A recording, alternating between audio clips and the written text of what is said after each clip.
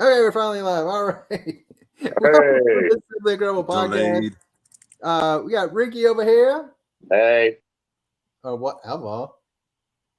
We got Mr. Minute down here, aka the Billy. Hi, y'all. Hey, y'all. I gotta be honest, I'm very excited to do the podcast. We haven't done one since I think March. It's been a minute. It's been a minute. It's been Mr. Minute.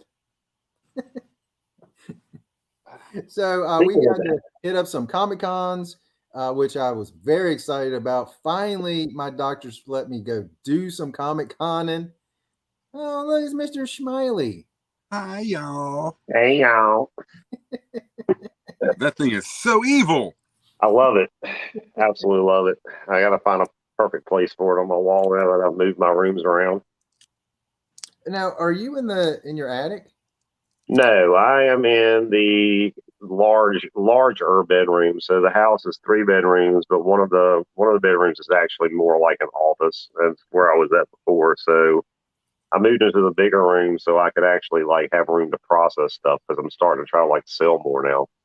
So it's easier to work when I have a space to be able to do it. I got a ton of boxes behind me, as you can see, stuff that I'm processing now to try to get ready to sell. So it's just it's a lot easier when you have room to move around. Yes.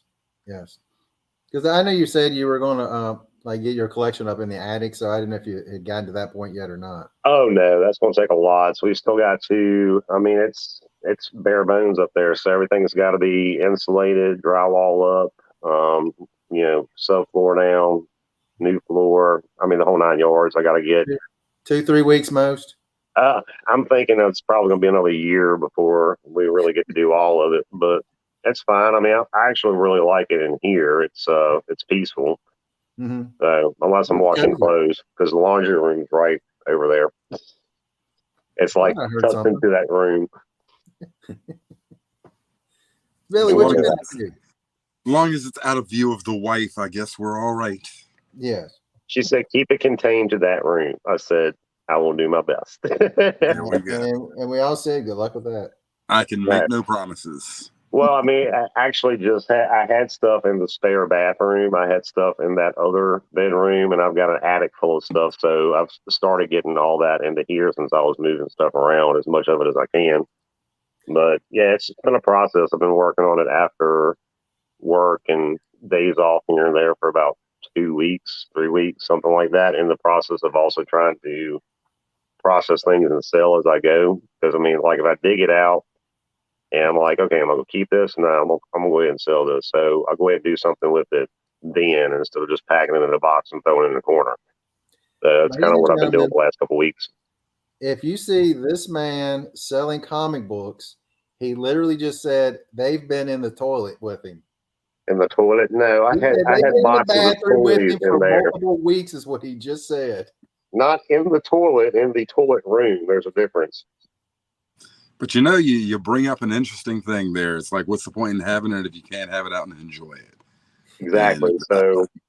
And I'll go into more of that later on. I know we had planned on talking about where we're going with our collecting, whether it be toys, comics, whatever. And I revamped. I think we've all done it at some point. I revamped where I wanted to go, the direction I wanted to go with comics. Earlier last year, and started working towards it this year, and I've made a lot of sales, a lot of strides, a lot of changes, and I think you've done the same thing, Billy. And it's I'm getting that way with toys too. It's more about quality than quantity. So we'll talk more about that later on. Yeah, speaking of, you use the phrase "go" or where we're going a lot. Let's talk about where we've been the last couple of months. Mm-hmm. Well, I mean, I've been hooking down on Fish Street a little bit here and there. I mean, we went to a few Comic-Cons, and let's see, we had Heroes back in June, which everybody saw our haul video from that. They saw your haul video. Yeah, we saw my haul video and Daryl's haul. You didn't do a haul because you didn't come up to the room. You and Andy went back to his place, but that was a really fun show. I had a blast. It was a lot of fun running around, seeing folks, getting to meet some creators, and picked up some really good stuff while I was there. Then recently we had Bigwig Comic-Con. I think before that, had the little Salem show, which I didn't get to go to. That show was amazing. That was awesome. I know. I was really brings up regretting that not one going to that show, but I was pretty worried I had the COVID, so I just stayed home, try to be safe and not spread my germs to everybody. disease. Yeah, no kidding on that. Yeah.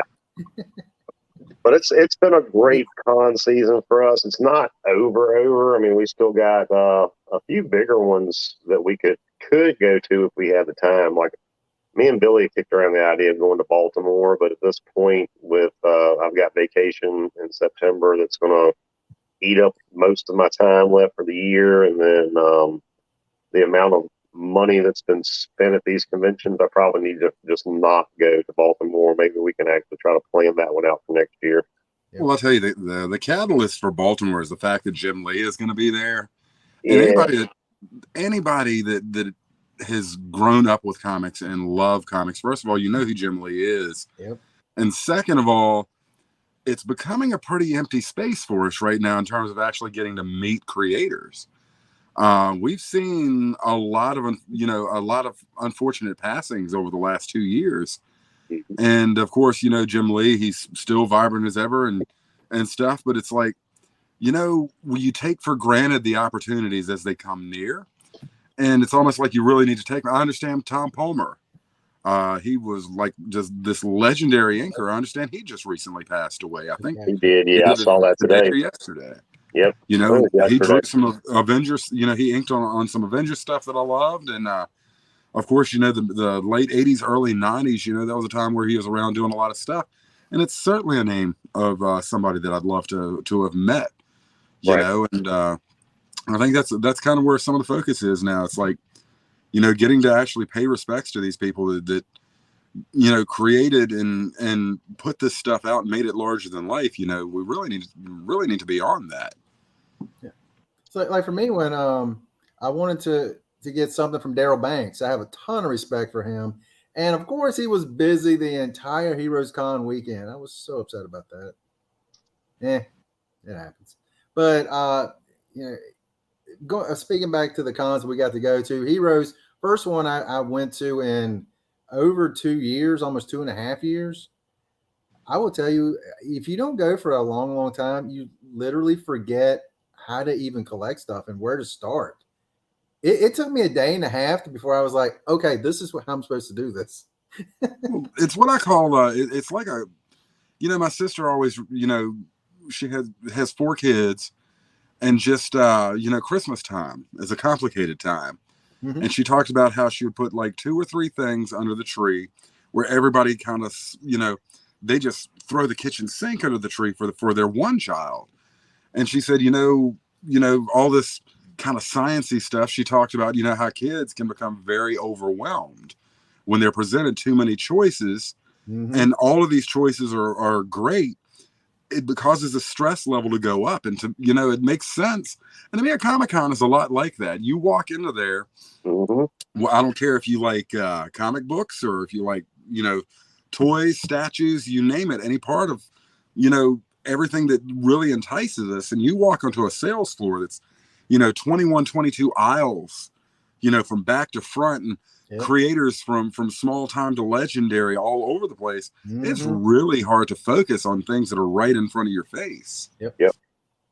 It was pretty overwhelming. I mean, I know it took me a good, like Daryl was saying, day and a half before I really started walking and taking it booth by booth, aisle by aisle, and really checking each one of them out, because like the first day, it was try to catch a couple creators, run around and kind of see what you can see, just run up and down the aisles real quick, hang out, talk to you guys.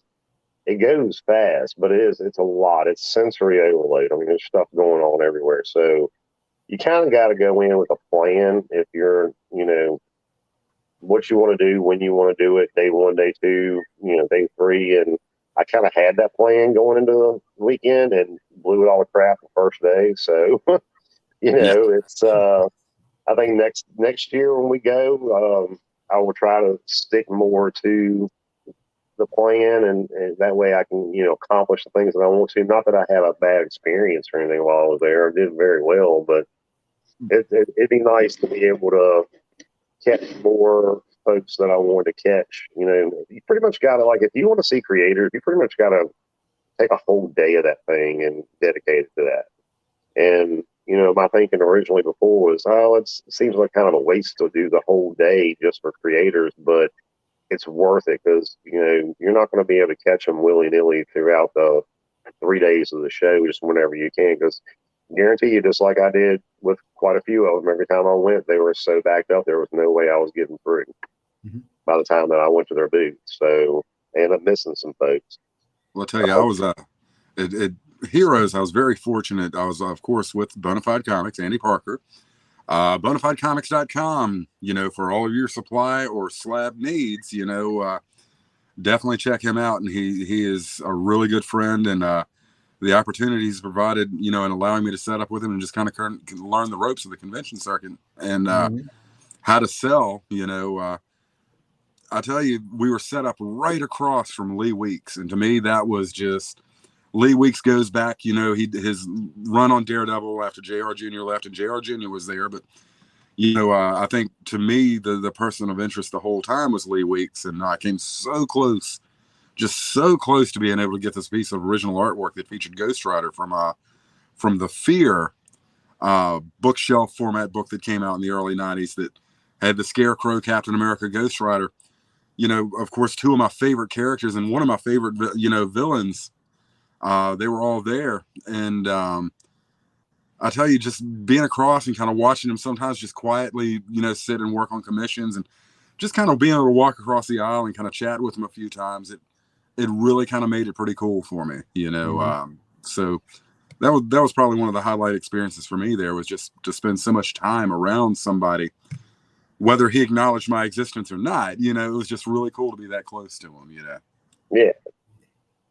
I really wish you got that piece. Forget me. Daryl Banks will not forget me, because I saw him like 5 times on 3 straight days, just because he kept saying, come back in a little bit, come back in a little bit. I kept coming back, and still.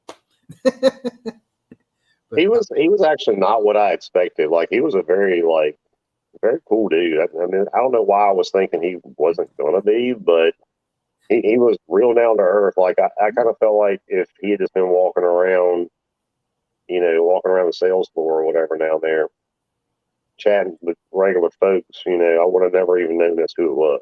Just regular dude, which a lot of these people are just regular dudes. They're just humble. They have this amazing talent. Daryl Banks run on Green Lantern, just an amazing stretch of stuff there. And but I love it. Like I say, they stay humble with stuff. Yeah, most of them do. You have your John Romita Juniors in there. Junior. It happens. Yeah. I imagine I love his work, I really do, but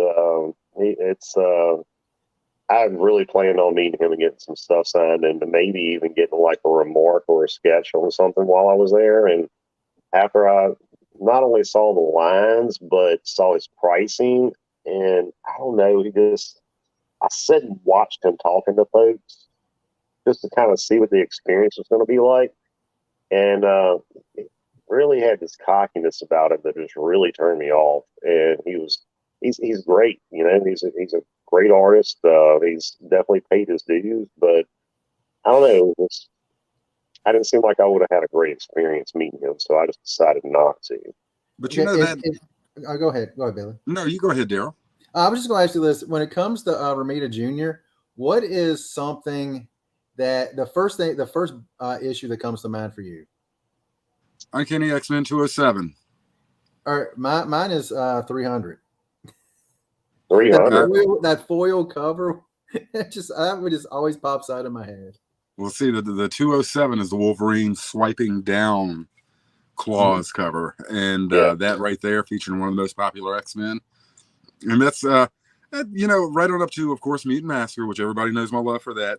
It was somewhat a forgettable run, but at the same time, he he did have his style, then, and he provided pretty well to the run. I actually really love his rendition of Wolverine. I mean, I liked his art better in the X-Men books than I did the Spider-Man, to be honest with you. I could see that. I feel like he did those characters better, in my opinion. And I also feel like as his work has progressed over the years, I don't know, maybe it's an unpopular opinion, but I feel like it's gotten worse before it's gotten better. Like his stuff back in the day to me was better than it is now. Like I've seen a lot of the stuff that he's done within the last couple of years. And I was like, I'm not a fan, but I really loved the stuff that came out in the late 80s, early 90s, mid 90s. Loved his style. I feel like his style has just changed a lot over the years. It's not to my liking. Well, I'll tell you one thing. Okay, you brought up something about prices, and I'll tell you that let's we could take a little mini dive into that right now, because I know artists, they're paid by the page to produce their work, they're paid by the cover. They make their money producing work for hire, and they move it off, and we as fans determine the longevity of that particular artist. I think we all know that in music, you got somebody that's here now and gone tomorrow. Right. And how do you, this phenomenon of these prices just escalating to the point of like, you're standing in line for an hour, 2 hour, 3 hours to fork over $150 just to have somebody acknowledge my existence. I heard one time it was all, a guy was complaining. In fact, it was a guy I used to play Magic the Gathering with, and he was a Pro Tour regular. And he was like, man, it just kind of sucks because, I play this guy and I get mana screwed, and, I don't really even get to play the game, and he wins and he acts like he just did something great. And I just looked at him and I said, and I won't name him, I was like, player, just remember, that guy is always going to remember that time he played against you and beat you, no matter what the circumstance is. Because you've kind of made that name for yourself. And he understood after that. And I feel like with artists, it's becoming more now like, hey, give me, I'm going to take now what I feel like I should have made then. And they want this $100 for an autograph or $50 for an autograph.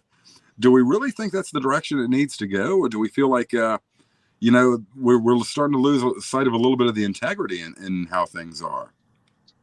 I feel that way. I feel like a lot of the integrity in the collecting field overall is starting to go out of the window. We was talking about some of that earlier with the Black Flag situation this past week and at C2E2 and all that. It's a lot of it's becoming more about money than it is the love of the hobby, and it's frustrating at times. But just like you said when we were talking earlier, Billy, I don't have to play into it. It's like if I don't want to pay his prices, I won't pay his prices. If I don't want to buy that book, I won't buy that book.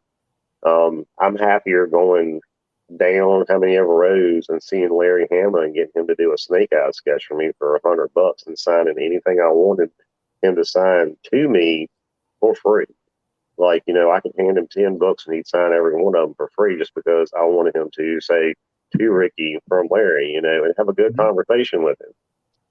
It's like he's still in the old school mentality of, hey, these folks are coming out to see me. He even said, he's like, I don't know why people like my art. I don't know why people like my stories. He said, but they do. And it makes me happy to know that they do and that I'm providing some sort of service to the world. And I mean, that made me very happy. I'm going to throw this out there too, because I tell you, Larry Hama is a very interesting example. I think we all know how talented he is. And of course, he is like the godfather of the G.I. Joe universe in terms of backstory. He also, though, pointed out, as it was told to him by Neil Adams, it's like doing these free sketches, you're devaluing yourself because people will always take something because it's free. Yeah. And he said, you've got to acknowledge your own greatness. And instead of, it's kind of like dollar books. You see a box of dollar books and you're like, it's just dollar books, even though there could be great things in there. That's all you see them as. But all of a sudden, when you're looking, like, you look more earnestly through $3 books, through $2 books, because now you're starting to prove worth or value as you escalate in prices. Right. Now, granted, some of those $3 books, are there, but I'll tell you, Larry's an interesting. Mr. Hema is a very interesting study in that, because as soon as he actually started putting prices on his work, all of a sudden, he started doing more and more work. Right. This actually brings up something that me and Ricky, there he is over that side, we talked about this afternoon. It was about VHS and how some VHS is now starting to get some of these huge values. And I was telling him, I was like, if I saw that at a yard sale and someone was asking $10 for it, I was like, I would pass on it. But yet, if you see it somewhere else and someone's got $100 on it, someone's like, man, that's a bargain. Yeah. To me, it's just it's crazy how perception will really set the bar on so many things. Well, I mean, I've said it for years. Everything that we buy and all of this that we do, it's only worth what we're going to pay for it. There is no real value to any of it. Now, we'll say this, getting back to the whole artist situation, there is a lot of value in the work that these folks do. I mean, they are providing a service that, has made us very, very happy for many, many years, and they deserve the accolades for it. Yeah, they do deserve to get paid for it. I don't have an issue with, paying for sketches. I don't have an issue with paying for signatures here and there. I mean, I pay for signatures at like quite a few booze balls at Heroes. Mm-hmm. But it's the pricing that, that bothers me. $10 signature, $5 signature, cool. Don't come at me with a $45 or $50 signature price. Dude, we were contemplating $500 for the Jim Lee experience. We were legit contemplating that, That's different, because I got to looking at it from a standpoint of that there was only a limited amount of tickets, and he was going to be doing live sketching while he was doing the experience. And out of like the 10 folks that's going to be in the room, you basically have a 1 in 4 shot of getting a original Jim Lee autograph to you at the experience, and also being able to like have a almost one-on-one conversation with somebody like Jim Lee. Like, how often do you really get to do that? Because he is one of the bigger names in the comic book world. So you might be able to go to a signing and run through when he signed your book. Hey, thanks. Okay, see you. On to the next. Yeah, that's usually what you're going to get. But for a $500 experience, you're actually getting 30 minutes with this man. Well, that was me meeting Stan Lee that time. Yeah. I mean, I got to have that, well, not personal time with him, but ask a question in a group setting. And then the next day, get an autograph and then a picture with him, which to me, I know it was a lot of money, but to me, that's memories that I will always have with Stan Lee. And the same thing I could see happening with Jim Lee. 500 is a lot of money. It is. And that's hey, we were contemplating, we were ready to pull the trigger on it. Yeah. I'm not sitting here saying that is like a horrible thing. It's almost like you've got this conflict as a comic fan of like, hey, if you can make the money, go for it. Yeah. But at the same time, you wish that these people that you made popular to begin with, like our hive-minded selves, you wish they made themselves a little more accessible and acknowledged our role as fans, Yeah. Well, I look at it like old school supply and demand. It's just like if you go to somewhere and you see wrong button. If you see Dwayne The Rock Johnson somewhere, he's gonna be signing for a whole lot more. If you go somewhere and you see, some extra in the film, they're not gonna be charging hardly anything. Yeah. Right. So it happens that way. You see it at every convention. I mean, it works its way up depending on popularity. Yeah, I get to see Jim Lee way up here. I mean, especially since, and God rest his soul, Neil Adams is gone. And, I understand it's like these guys that are legends now, I hate to say this way, but they took a step up with it when that happened. I mean, that's a terrible way to look at it. And I'm not trying to sit here and like, I'm not trying to compare John Romita Jr. to Jim Lee and saying his, $50 signature, JR's $50 signature is worthless to me. But, a $500 meet and greet with Jim Lee would be the best thing in the world.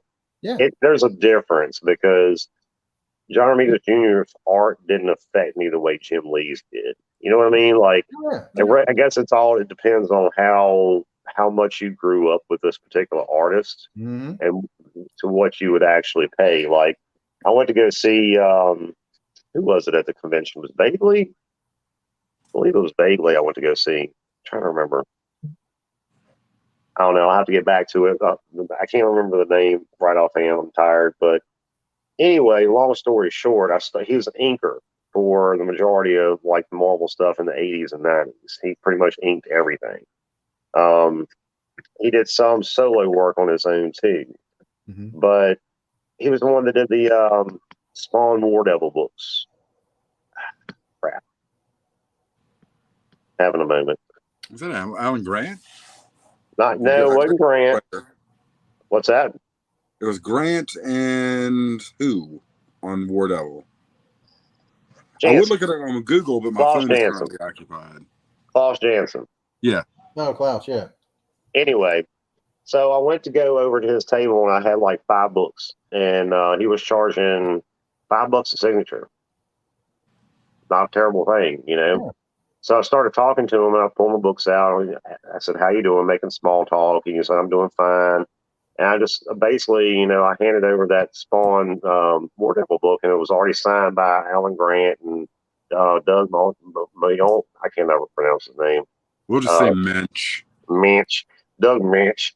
And all the creators had signed that book except for him. I bought it that way, already signed by everybody except for him. Handed him the book, and I was like, you know, I really love this particular book because you did the majority of the art in this. I said, this is not just you inking, this is showing your actual art skills. And I said, so many folks, you know, always hear, well, you know, he's just an artist. He's just an inker. He just backs up these other folks. You know, their art is really, you know, what's important. I'm like, I see it the exact opposite way. Like, what he does adds so much to the artwork of the, you know, person who was doing the art originally. You know, you can have a good inker that, you know, totally transforms something that you do, or you can have a bad inker really screw it up. So what he does is very important in my eyes. And I told him that, and he was like, he stopped signing for a second, just kind of sat back, and he looked at me and said, thank you so much, that's amazing. He's like, I don't hear stuff like that very often. I'm like, how do you not? Like, yeah, you're awesome. I mean, you know, I wasn't trying to blow smoke up his ass. I generally love his work. You know, go ahead. There's a lot to that, because I mean, if you look at some of the best marriages in art out there, like Jim Lee, Scott Williams, right? You know, look at Rob Liefeld. You know, pre-Life, and now when he's doing his own inking, you know, the inkers added. You look at you know, like, just take any of these guys, Mark Silvestri and when Green was inking him, you know, I think there are a lot of people just underestimate them as like a side effect or a byproduct. But if you look at some of this work before it's handed to an inker, and that inker has to really be able to read what that artist is trying to do, and kind of match that style and enhance what's going on. There's a lot to be said for inkers out there, and I think there really are some of the unsung heroes. Are you saying, Daryl, are you seeing the chat down there? Everybody saying hi and stuff? Yeah. Okay. Hi, everybody. Yeah, because when they come on, I put them onto the screen. Okay, cool. Hi, y'all. Hey, y'all. But yeah, it's hi. That experience with him did not cost me much, but I'll remember it probably more than most any creator I meet ever again. You know, right? It was an awesome experience, and I don't know. I mean, I felt like I made him smile and made his day a little bit, which was cool, and that means a lot to me. Like, he deserves to be like validated and actually have somebody say, "Hey, you know, his body of work is remarkable." Oh yeah, for sure. But what's that saying? Oh, what? Nice. It said, "OD, nice geese."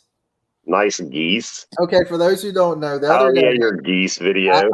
I went to see my mom at the Summit. It's a rehabilitation center here in Lynchburg. And when I was leaving, it's right beside a little lake, and there's a whole bunch of geese crossing the road and it was raining. So I took a little video. It's a YouTube short. And within a half an hour, I had over 500 hits on that. It was just geese slowly walking across the road. If you haven't seen it, I watched it. I'm one of those 500. I'm just like, why does everybody want to see this? But okay, I just did the same thing, I guess. Yeah, there you go. I'm going to keep my comments to myself.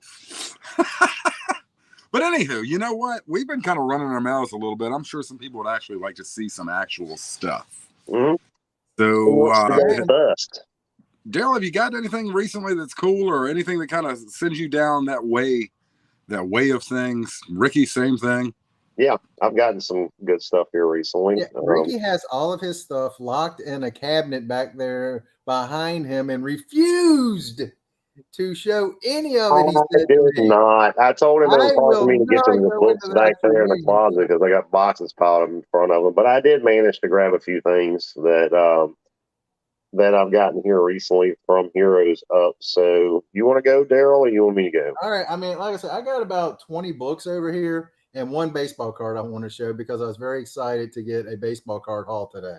Okay, all right, people watching this, let's point out that maybe we're going to show you stuff that makes you realize you want it too. It's not necessarily how great is this, but this maybe card we're going to show you stuff and you're just going to be like, oh, why did you buy that? Yeah, that's usually why I'm a stone thrower. Okay, for those of us from the late 80s, because we're not older than that, obviously. No. But this baseball card transcended baseball cards back in the day. It's the Billy Ripken, pardon me the language, the fuckface card. Because on his bat right here on the end of the knob, it says fuckface. The second I saw that card, knew at exactly 40-something years old, I knew exactly what it was. Yep. I am not a sports guy by any means, but I knew exactly what that card was. There's some things that, just like you said, Daryl, transcends the all the different collectible fields. That's pretty good pickup, man. That's awesome. So, I mean, that's just one of the many cards I bought in this all. Most of you guys won't know because I got a bunch of rookie cards and stuff, but y'all won't know that. But this, y'all would know. I did ask him if he got a Seymour Butts card, but he didn't pick one of those up. I know. Which there may be one in some the Simpsons cards. There literally may be one. That would be awesome. I need to figure that out. Barbie. Oh, good God. This was a throw in on some comics. I was like, I got to get it. Andy actually had like 4 or 5 of those for sale in his boxes over Big Lake Weekend and sold most of them. Mm-hmm. Yeah. Hottest book on the market, and it's what's it say? It's fabulous. Fabulous. More fabulous. Right on the cover. More fabulous is the back cover because that takes you back. Look at that freaking Nintendo Gear back cover. Does it? Yep. We all see backing boards. We all see like, hey, look, see this? It's the back cover. Not really. Look at how awesome that is. Is that not a blast from the past? That's old school. I really wish I could afford those clear backing boards that they had for comics. Those things are amazing. Mm-hmm. Natalie Sanders, Harley Quinn. That's some long socks. Well, you gotta have some socks, man. No, this is 1980 socks. This was like short for us back in the 80s. Yeah, and we had those stripes on them. You know, you did. Oh yeah, I had plenty of those. That's why I still wear socks up like almost to my knees to this day. The socks were longer than our shorts. We had very, very short shorts back in the day, no doubt. I just went and picked that up while I was at it, just because. Don't know. San Diego Comic-Con exclusive. I did want to get that foil of that. I'm blind. I'm so blind. Blinded by the light, wrapped up like a douche in the Roman of the night. Yeah. Yes, apparently it was wrapped up like, I don't know. Billy, I got this from you. Wrapped up like a deuce. Douche. Oh, it's Deuce. Mr. Zaz. Underrated Batman villain. That's an underrated book, period. this is my new dollar bin dive because it was Teenage Mutant Ninja Turtles Adventures 1 because you had Bebop, Rocksteady, and Krang first appearance. I really think Mr. Zos is really an underrated character. And at some point, people are going to be like, I need that book. Plus, Dude, look at the poster that's inside that book is Brayfogle, and it's just no, not Brayfogle. Stelfreeze. No, it's the guy we always see at Heroes, Stillfreeze. Yeah, Brian Stillfreeze. It literally says so right here on the book. It's like one of my favorite pullouts out of any of those books. Absolutely love it. I got it signed not I guess not this last Heroes, but the one 3 years ago. So it'll be 2 Heroes ago. Now, this right here, I was trying to find the first appearance. Billy got me diving into first appearances of random things, and I was trying to think, what's the first appearance of Marvin the Martian? Best I can tell, it's from this Bugs Bunny comic. Oh, that's from 1990 or 1991. And we discussed with an old school seller about Marvin the Martian. He's like, you'd be surprised at how much Looney Tunes stuff is actually pretty modern. Your mind tells you it should be old. Right. Yeah, I mean, I just assumed it would be like Old Dell or Gold Key or something like that. That's what I was thinking too. I was assumed it would have been an old Bugs Bunny from like years ago, like 60s. And I found this 3-pack, sealed 3-packs. Ricky got me started on these. You son of I know, they're great, man. They're fantastic. So it has the whole set right there, so that's kind of cool. Picked up this Spawn sketch mainly because it is not done by McFarlane. One day you'll learn to give the respect he deserves. Is that a Capullo sketch? It is. Javi Fernandez is the penciler. Oh, okay. He's been doing a lot of work on Spawn in the last 15, 20 issues. So good. People over here trying to. Gosh, I blocked you 3 times. Who? It's somebody that keeps posting, hey, if you want to see a naked girl, come check this out. We don't acknowledge those people. They don't exist. Yeah. Don't worry about it. Got this one from Billy. I love greatest that cover ever. I don't know. The law cover is a little bit better than that. That is. The law cover is great. Got this from Ricky. Spectacular Spider-Man #1, Mr. Tarantula. He's like my top 5 Spidey villains. I absolutely love him. That's pretty awesome. That's what I'm saying. Give credit to the villain. The good guy, he is what he is, but the villain creates the good guy's actions. Yep.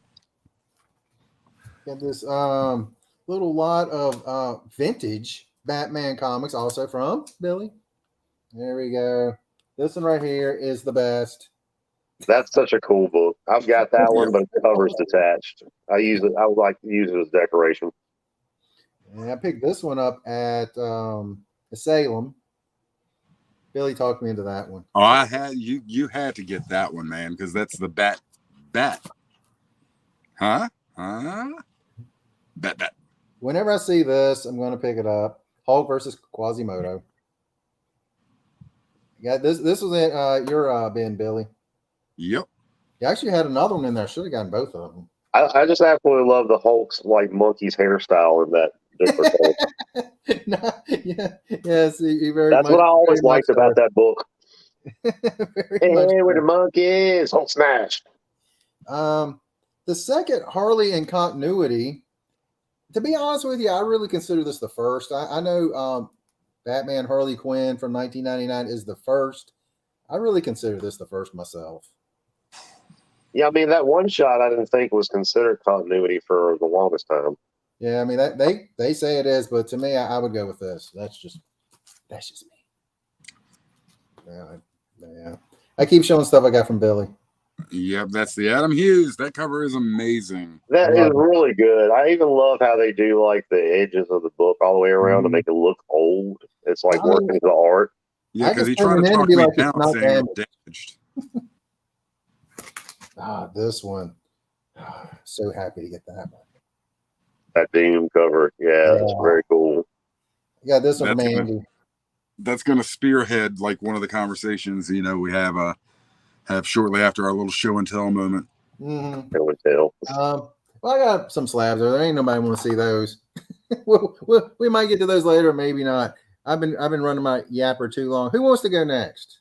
What you got, Ricky? Show us. All right, I'll go. So I did not pick this up here recently, but I just found it digging through stuff.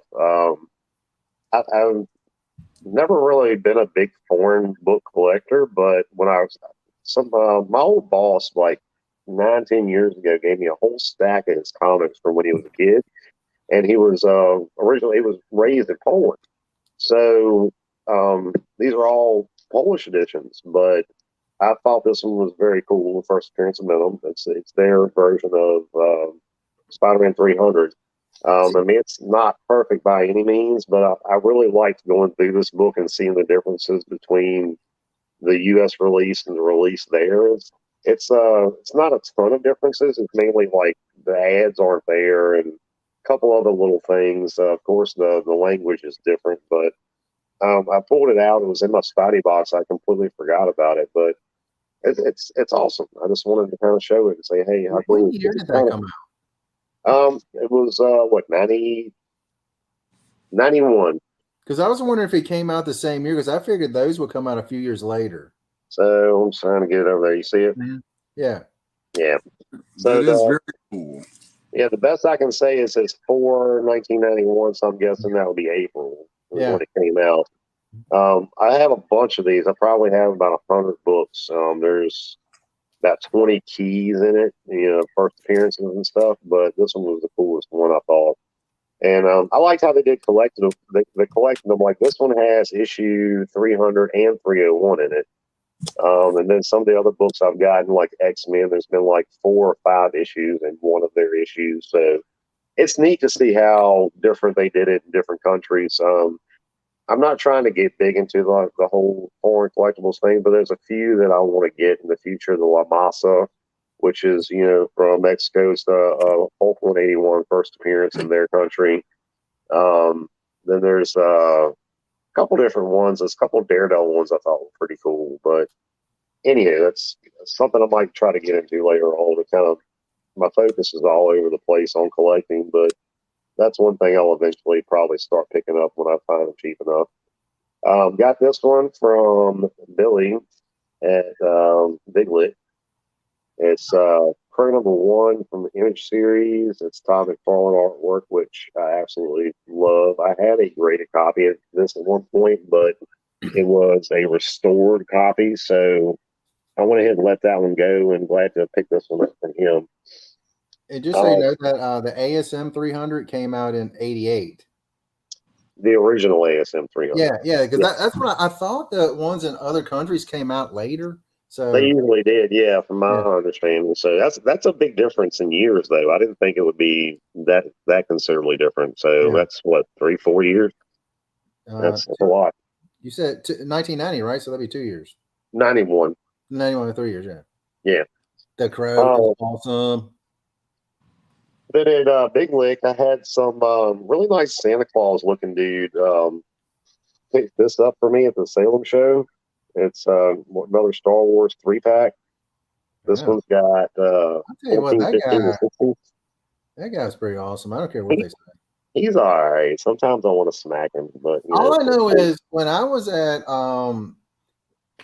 Heroes Con, I even got a little sheet of paper that said, from Santa Claus, mind you, that I'm a good boy. There you go. He gave me one too, so it's not saying a whole lot. Yeah. Yeah. Throwing it out there. Throwing it out there. I ended up getting this at Bigwig last minute from Dennis. He gave me a really great deal on this book, and I mean, I'm not finding Harley. I mean, I'm not really finding any spine ticks, any damage on this thing. It's in really, really great shape. I might end up grading this one. I don't know. I'm still on the fence about it. If I do, I'll probably send it to the CBCS because I'm kind of boycotting CDC at this point. What's the book? It's Venom Lethal Protector, the gold edition. Nice. There we go. I've been wanting one for a while. He picked up 2 copies from B&D about a year ago. He's been holding on to them for a while, so he finally decided to let go of one of them, and we worked out a really good deal last minute. See, I picked this one up from Andy at Bigwig. Nice. It's Sensational She-Hulk number 52, the Adams Hughes cover. I know I got a heck of a glare right now. Let me see if I can turn this off and see if that makes a difference.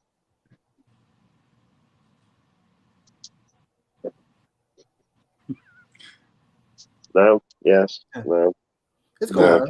All right. Anyway, that one.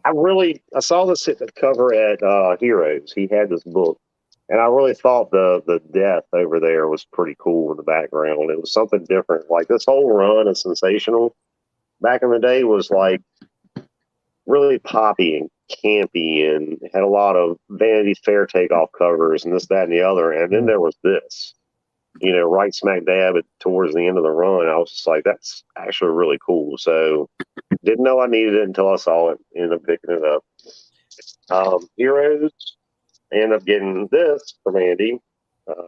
Wolverine Weapon X. It's a 9.8 white pages. I've had this raw many, many times, but never that nice of a copy. Huge Wolverine fan, and I really like Barry Windsor Smith too. So, absolutely ecstatic to get this one. Yeah, I picked up a 9.2, and I was pretty doggone happy about that too. Yeah, I mean, even a 9.2 is a great grade for that book. I think my raw copies, I never would have gotten above like a 8.5 or something like that on most of them. So pretty happy to be getting that high grade of that book. Andy, yet again, I feel like I go to these conventions and end up spending all my money with Andy and Billy while I'm there. Yeah, that's how I am. Yeah, not a problem for them, I'm sure, but he had this book up. It actually was Paige's book. His wife, she wanted to sell this, and I've got several copies of this raw, but I don't have a signed 9.8. So this is Moon Knight number 1, signed by Bill Sienkiewicz. Am I saying that right, Billy? That would be correct. Yep. All right, finally. It's not Sienkiewicz. No, it's Sienkiewicz, but 9.8 signed by him, and I'm very happy about that. Moon Knight's another one of my big folks in the Marvel universe that I'm really, really in love with. So okay, happy as to be I recall, Andy told us that Paige met him, and he was very flirtatious, and she hates him now. I thought she said that she met him and he wouldn't give her time of day, is why she didn't want to get rid of the book. Oh, yeah, okay. I don't know if I'd get. Sometimes I think it was a case of, in this particular case, could have been sometimes too. it's best to not meet your heroes. Yeah. Even at Heroes Con. Yeah. And then I ended up picking up this and 2 other books. The other 2 I've already sold because I really only wanted this book out of the set. But my friend Josh Ginner had Fantastic Four 48, 49, and 50 graded as a 3.0. And he wanted to sell the set together. So I bought the set from him and ended up selling the other 2. But I'm very happy to own this again. I ended up selling my copy that I had a couple of years ago and instantly regretted it. So worked me out a great deal on this. I'm happy to have it back. Trying to think of this. I got like 2 or 3 more things and I'll be done. Another pickup from Bigwig. Had a booth that had this empty box for Transformers. Anytime I ever find any kind of really nice empty box for Transformers, I have plenty of loose, so it's great to get them. But this is Cyclonus, and the cool thing about it was it still has the bubble inside of it, unused sticker sheets, and like the sprues for like the weapons. So I was ecstatic about finding that for like $20, which never find boxes for these, toys that cheap. It's crazy that we've reached the point of buying empty boxes. I know. Well, I mean, I'm not a inbox collector all the time. I buy a lot of loose, but when I can find a nice box to put the loose in, I'll get it in a heartbeat. Especially. No, I mean, I see what you're saying. It just makes me laugh because it's true. I mean, I understand. Yeah, I mean, you do the same thing. You buy statues, you leave them in the boxes. Yeah, exactly. I That never way, in understand 5 years, that. I don't have to go and buy the empty box. Yeah, that is true. All right, so yeah, Friday, I guess that was yesterday. There's a shop in um, Rocky Mount. Rocky Mount, Virginia called Old School. So it's basically like old school, but it's old school. He sells vintage everything. So he's like vintage clothes, records, comic books, toys, just bicycles, anything he can pick up that's old and vintage and cool. That's what he sells. Um, Ran across this shop, I don't know, a couple months ago, and me and my wife went there about a month ago to check the place out. And it was awesome. I had made an instant connection with this dude. He's really cool, really down to earth. Reminded me a lot of Shaggy from Scooby Doo. Um, it's I don't know why, but he did, and I just love sitting and talking to this guy. I like to hear him talk. It was great, but he invited me to come back and at some point and dig through his attic. He actually gave me like a sneak peek while I was there the first time, and I've never seen so many toys in my life. He has stuff up there unprocessed for probably like the last 5 or 6 years, just tons and tons and tons of boxes of stuff that parts, pieces, incomplete things, complete things. So I ended up going back up there. I had something he was interested in. It was a Kenner 1977 Star Wars van set. He collects vans, and still in the box. One of the box ends was ripped, but it's really really hard piece to find. And when I told him about it, he was like, "Man, I will pretty much give you anything in the world for this." I'm just like, "You should really not tell people this kind of stuff." It does So make negotiating a little bit difficult. right, yeah. So I was like, all right. I was like, I'll come up there and bring that and some other stuff that I'm wanting to move, and maybe I'll go digging through your attic and we make some kind of deal. So I went up there and we did just that. I have more stuff laying around that I got from him, but these are the cooler things out of it. Um, Nice. I absolutely love G.I. Joe box art. And it's so amazing. Uh, this and Transformers box art, Star Wars stuff, that it's just so great.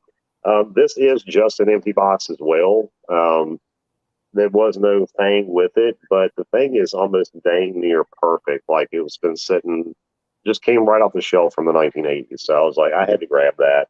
Reprint. Yeah. Um, y'all will appreciate this. This is a radio controlled Dukes of Hazzard General Lee. Still in the box. Got the remote. Big boys. Got the remote. Um, did not work when I got it. So I took it apart and fiddled with it, and now it works like a charm. It's awesome. I've been playing with it for days. It's great. Pictures of Daisy Duke going through my head now. All right. So I got that from him. I picked up this. It's the Star Wars album. It basically goes through the making of the first movie, which was really cool. I had never seen one of those. Apparently there was like 15 prints of this thing. This is a third print. So now I'm going to be hurting for a first print of this one. Things you didn't know you need until you found out about it. Yep. Y'all know I like Ewoks, right? There's a meme going around saying something like that. Yeah. So the Ewoks and the Lost Children storybook. Couldn't help myself, man. This is awesome. Hey, look, the Ewoks TV movies were pretty horribly good. Awful. They were so bad, but they were so good at being bad. Yep. I think one of them was filmed in my backyard. Yes. I think so too. It's like, this doesn't look like Endor that I remember. Yeah. You see some guy walking past in a pair of shorts drinking a sweet tea going, oh crap, trying to get out of the shot. And then here's one. I think this is probably the last thing. I could dig a few more things out I've got, but I'm gonna wrap it up soon. G.I. Joe coloring book. A couple of pictures in it are colored, but I mean, anytime I find stuff like this, I pick it up just because it brings back the 80s kid in me. Absolutely, just to love this kind of stuff. Yeah, I picked up a G.I. Joe Cobra battle game. It's way over there, and I don't feel like going to get it. That was complete, had all the little darts and everything, which is always lost. A couple of the little things, and I walked out of there with some cash, too. So it was a very, very good experience there Friday. I kind of needed something to take my mind off of things anyway, because unfortunately I had to put my dog to sleep Thursday. I've had her for 15 years, my Charlie, and it's been a rough couple of days. So that it was good to be able to get my mind off of it just for a little while. So I had a good day because of that, and having to sit there and be able to talk to this guy and have some good conversation. And that's one of the things I really like about this hobby is no matter how bad of a time you're having with things, and no matter what's going on in your life, you can always take a few hours out here and there and really dive into this stuff, and it can really make you feel better about what's going on in your life. Yep. All right, Charlie. I know. Thanks, man. All right, Billy, what you got?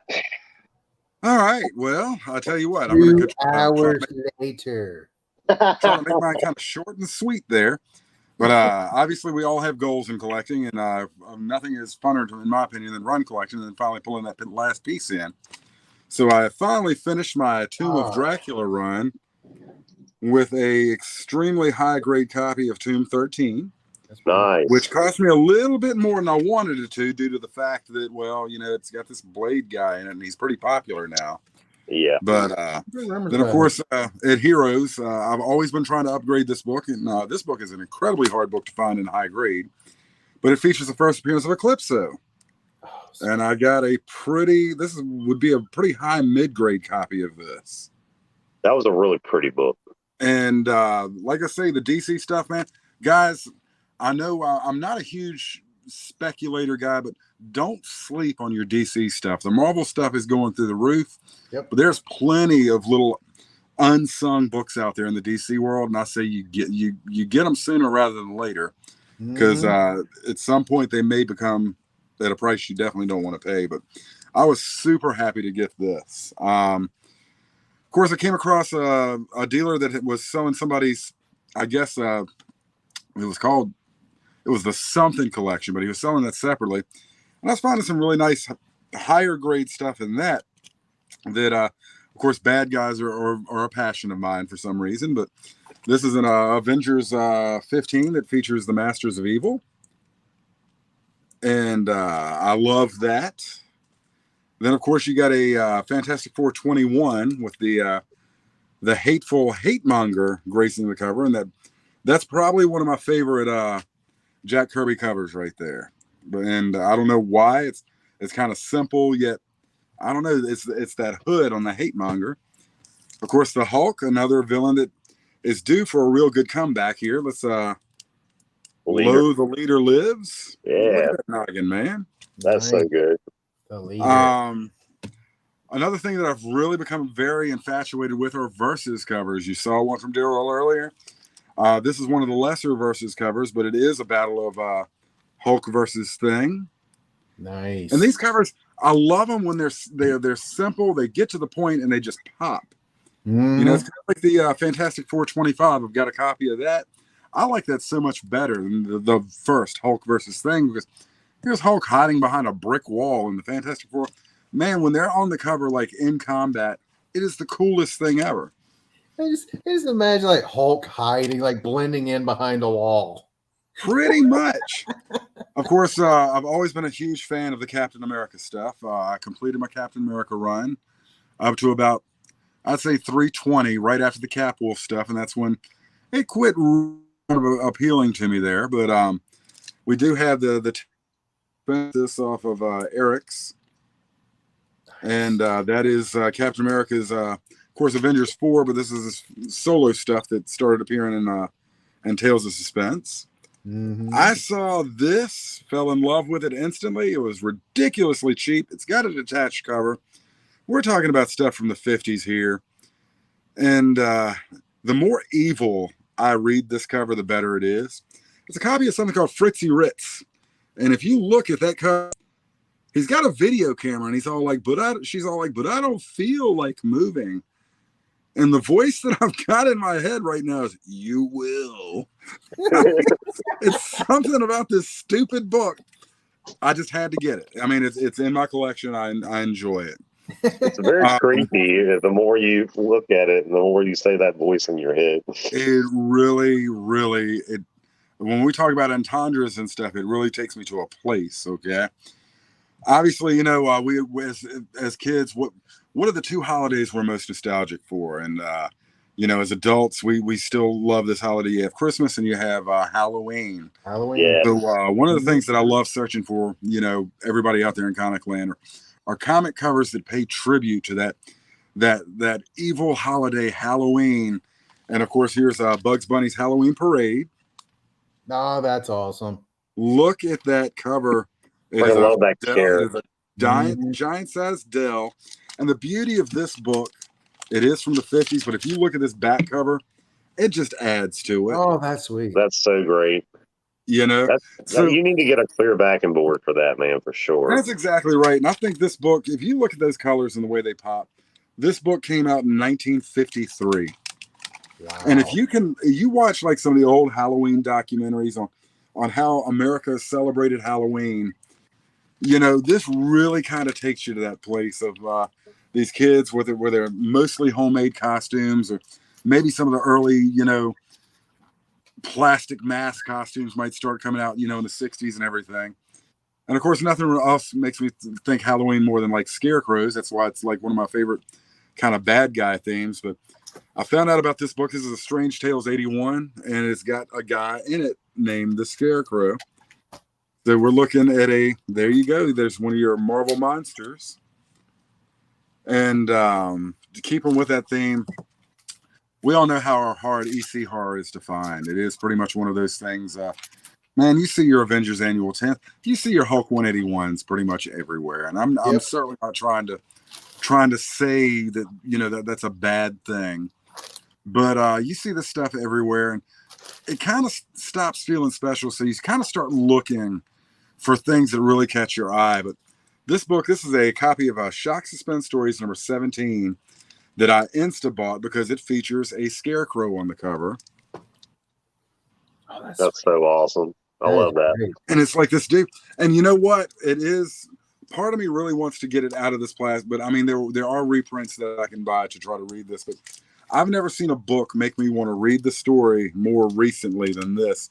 She's cowering behind this scarecrow, and there's this dude coming out of the woods, and I can only imagine this scarecrow comes to life and saves her.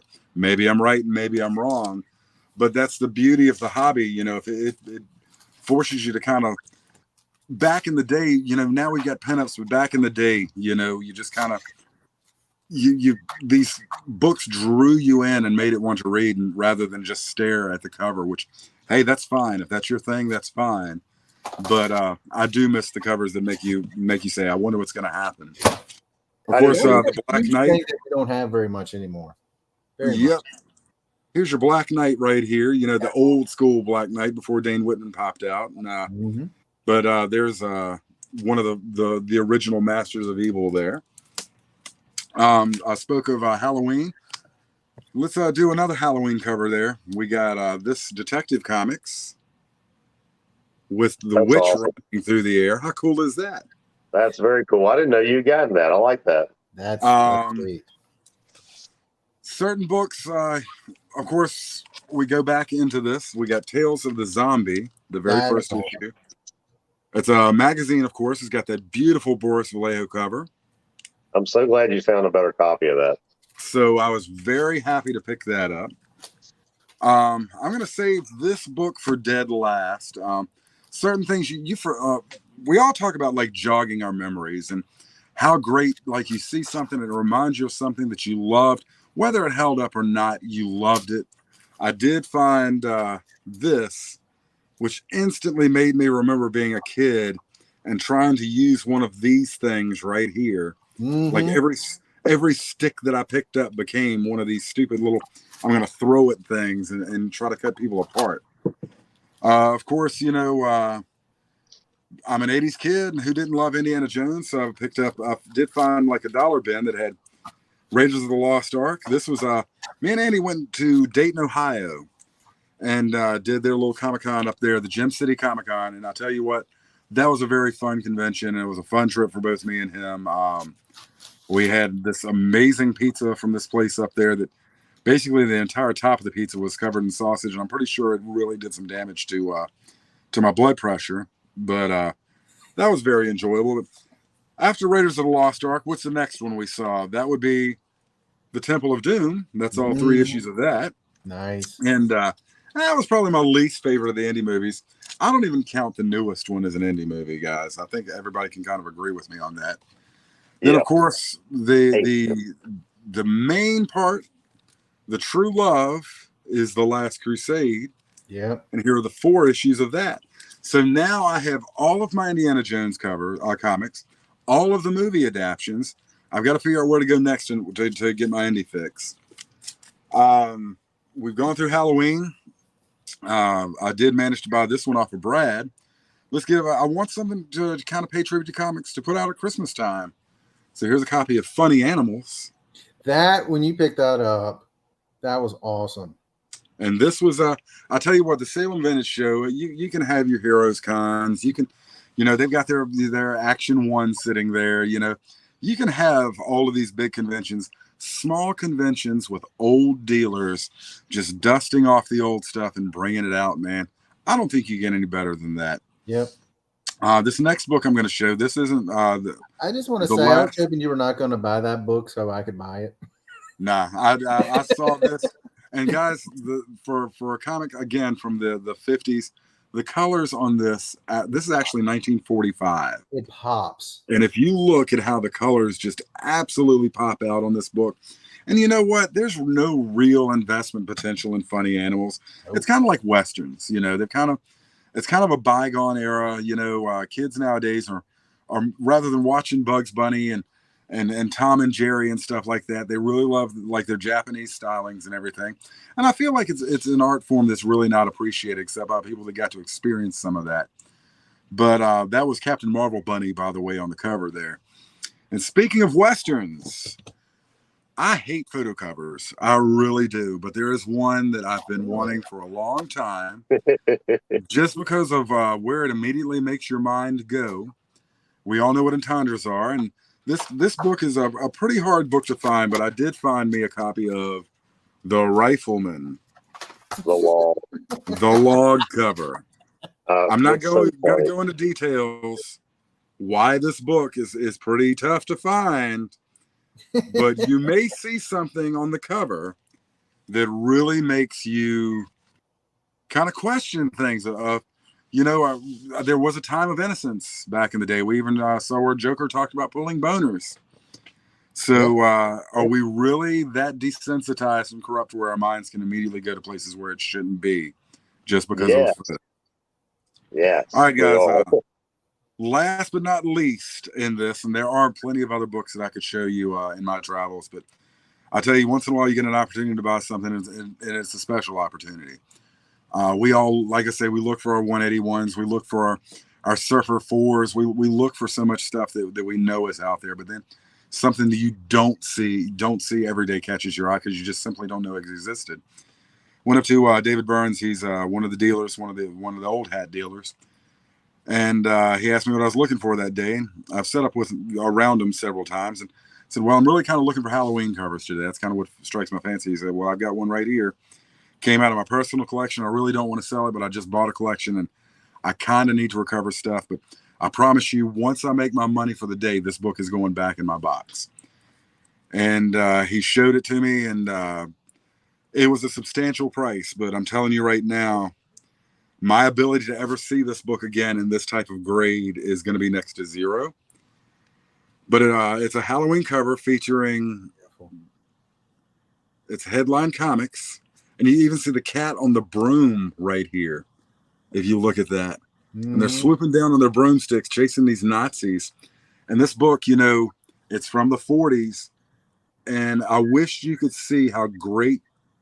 I mean, even the covers are like, the corners are like, this book, I probably need to get graded to make sure that I don't do something to screw it up. But yeah, you need to get that thing graded big time. I tell you what, I feel like this type of book, it is an honor to own something like this, in this type of shape and everything. And it really has defined kind of where I want to go with collecting. Because I tell you, I can put a price sticker on pretty much anything. And, you know, if I want it, I sell it. I can get another one again. I can guarantee you I will never get an opportunity to pick up a book like this again that fits what I like again. And, you know, give stuff like that a shot. Don't sleep on it just because, you know, it doesn't feature Wolverine or the latest MCU fad character, man. Look at this stuff you're never going to get a shot at again. And you know what? I almost forgot one thing. I do want to give a huge shout out to Andy on this. That was a really good thing that he did for her here. It is a slab. But in working on my Star Wars run, I came across a book that immediately reminded me of the day I bought it, where I was, what I was doing. It was a spinner rack at Amherst Mini Mart. It no longer exists. It was in Amherst, Virginia. And I can remember being a kid, and I was able to kind of con my dad into spending 60 cents for a book, and he sure did. But when I saw that, and, you know, I was like, Andy, if you come across one of these, because he does so many more conventions than I do, if you come across one of these, let me know. And he actually surprised me with it. He had a guy show up at Heroes Con, had this book with him, and Andy worked out a trade with him, and Andy gave me this book. But it is a Star Wars 72. And, man, I can remember pulling this off the rack and just the language you first. And it's somewhat of a key. It's like first appearance of a couple of the bounty hunters, you know. But if you look at this book, man, if you ever touch something that just takes you to a place, you know, get it, you know, kind of get that book again. You know, we grow up, we grow old, we're allowed to remember things, you know, the times were simpler, things made more sense because nothing had to make sense, you know. Pay tribute to those times in your life, you know, where you had those memories and where a lot of your memories are there because, man, you know, it is part of the joy and in collecting in any hobby is being able to really connect with something. And I really appreciate Andy finding that for me. And I tell you what, I don't know what else to say, but this is one of those books. It's an NFS book. It is as perfect as it needs to be for me. A 9.8 copy of Star Wars 72, which really, this is one of the first books that I can remember getting. I might have got a GI Combat or something before that, but that is one of the first books that, you know, I really have I would have been, let's see, this was 1983. I would have been 8 years old when that book came out, but I can tell you everything about it. Never, you know, just kind of honor that. That's awesome. That is awesome. Mm-hmm. Yeah, that's great. That kind of stuff that you can really, you know, put a memory on is why I feel like we all should be doing this. You know, that's why I do it. I mean, you know, I don't collect this stuff just because of the value or, you know, because it's cool looking or whatever. Especially now the direction that I'm going with my collection, I'm all about picking up the stuff that I had as a kid that meant something to me that, you know, I should have held on to then, but I didn't have the foresight to see that I needed to do it. But yeah, it's great to see you pick up stuff that means so much to you, Billy. I love to see where you're going with your collecting now. It's like lit a fire into you. It's great to see, man. Well, I'll tell you one thing, man. We're taught during all of our formative years, like when you're a teenager and stuff, especially, you know, before you know, the Marvel MCU craze and all of that, we're taught to like cast away the childish things, and you've got to grow up. And if you don't do that, you're immature. You know, even my mother kind of looked at adults in a comic shop as being somewhat creepy. You know, and there might be some reasons for that when you look at like some of the old good girl art and just kind of how people carried themselves back in the 80s and stuff. But I tell you, it's really, man, you know, you're here for such a short time in the grand scheme of things. And if you can't find joy and allow your joy to dictate, you know, kind of where you go, I think you're really doing it wrong. You know, it's great to be able to sit back and say, you know, look at my $5,000 comic and look at my $4,000 comic. And, you know, people of Instagram, they want clout with everything they do. And, you know, and they, just because something doesn't feature, you know, that great thing, you know, like I say, find your happy spot and move in and freaking own it, you know, just kind of live there. What you're saying right now is what I have been saying for the last 2 years. Is so many people are not collecting, they're speculating, and they are living and dying by what an app says. I've been saying this for a long time. Some people give me grief, some people have agreed with me. It's like, collect what you like. And one of the reasons I've been having a lot of issues is what I happen to like just happens to fall on an app. And it kills me that they've been going up because Billy Bob on some channel somewhere said, "Oh, this is a big book. Now I can't get it." And I'm just in it for the fun and love of it. And what you're saying right now, especially with those vintage books, people ignore them for what just came out last week. That's the next $500 book. Well, it falls in 100%. It falls into like FOMO, fear of missing out. Yeah. You know, and I'll tell you, in my opinion, you know, there's nothing wrong with exposure creating interest. Yeah. You know, Moon Knight is such a cool character. Now, granted, he's had title after title after title flop, and he will probably lose, you know, he'll probably have more titles flop, you know, but at the same time, visually, the character is stunning. Same thing for Ghost Rider. How many series has Ghost Rider had? You know, so there's nothing wrong in having that catalyst for sparking interest. And sometimes with that interest, see, that's a great freaking book. See, this book to me is one of those, quote, undervalued. But to me, I love this. The colors on it pop out. You got Batman comes swinging in over here. I mean, books like this, it's just like, it's easy money. Just for me, just not money, but it's just easy for me to hand money over for stuff like this. Oh yeah, yeah. Elvira over there in a heartbeat. But I just want everyone to know that I'm not the one that showed the book of the hot lady on it. Let me tell you, Dave Stevens. Anybody that does not know that name, now you know what? Adam Hughes, magnificent. All right, Adam Hughes can do some definite good girl art, but anybody that is watching this show that is unfamiliar with the art of Dave Stevens really freaking needs to start checking him out and just look at. Yeah, he was the good girl artist. You know, I tell you, check Dave Stevens out. He did a lot of Betty Page stuff back in the day too, didn't he? Dave Stevens, good guy. Check him out. That's all I got to say. Stuff. Go down that rabbit hole. Yeah. That alien world that I've been trying to find, Dave Stevens. What? Alien World. Do you remember at Heroes? The number 4? Dave Stevens. Yeah. I think, didn't you want number 1 too, or did you just want number 4? I'd like to get the whole set of them. Oh. Just because, I mean, that's just cool stuff. Yeah, that's it. That's number 1. Mm-hmm. That should be Stevens as well, the lead. Yeah, I'm pretty sure the whole set should be. Yeah. I've got like 4 or 5 issues in that run. I'll start digging through and see what I can find for you. You're the awesome. I don't care what Billy said. Right. I say a lot. I don't know what else to say. Yeah, I mean. But so I did leave one thing off earlier from my little haul where I went to why can I not think of what this place is called? Old School. Yeah. Up in Rocky Mount. I promise you I'm not going to start collecting VHS tapes.